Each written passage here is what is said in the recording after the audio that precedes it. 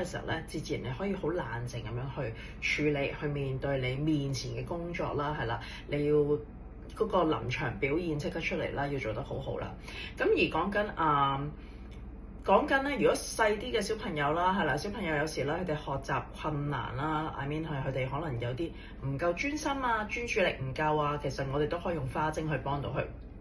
或者咧，小朋友咧，其實有時咧，佢哋唔識得去演繹啊，咁所以其實咧，某程度上，我哋用花精可以幫佢哋開咗佢，打開咗佢哋個心，係啦，而幫佢哋一路慢慢去 improve 啦。可能有啲小朋友其實佢哋唔識去講啊，唔識演繹啊，咁所以其實係一個好好嘅，我覺得由細佢哋去開始已經去幫佢哋打開咗，而令到佢哋唔會一路去令到有一啲事情發生啦，影響到佢哋一路累積咗佢哋一啲嘅經驗，而令到佢哋可能有一啲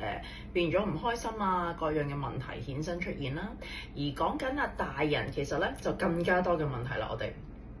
我之後咧個 topic 我會一路去講我哋大人遇到嘅咩狀況嘅時候，我哋用邊一種花精去應對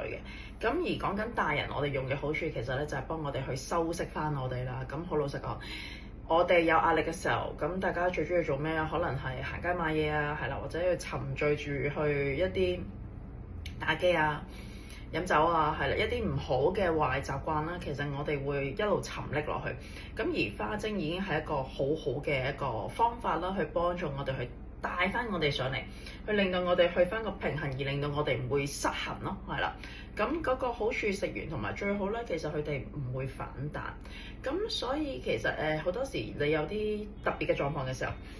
佢會令到你只不過係維持翻嗰個狀況咯，唔會去翻你第一次嚟揾我嘅時候嗰個咁差嘅情況啦。而講緊啦，大啲年紀嘅，咁我自己咧以我嘅經驗啦，越早食越好。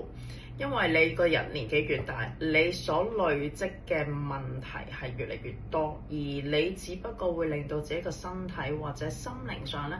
一路喺度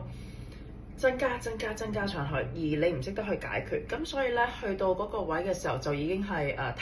我唔可以話太遲，但係你要用翻多啲時間去修補咯，係啦，其實同等道理嘅。咁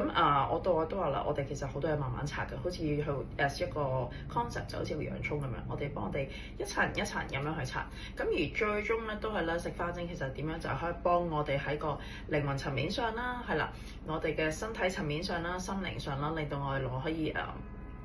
和平啲、平靜啲，係啦，得到個真正嘅開心嘅快樂啦，呢個就係食花精嘅好處啦。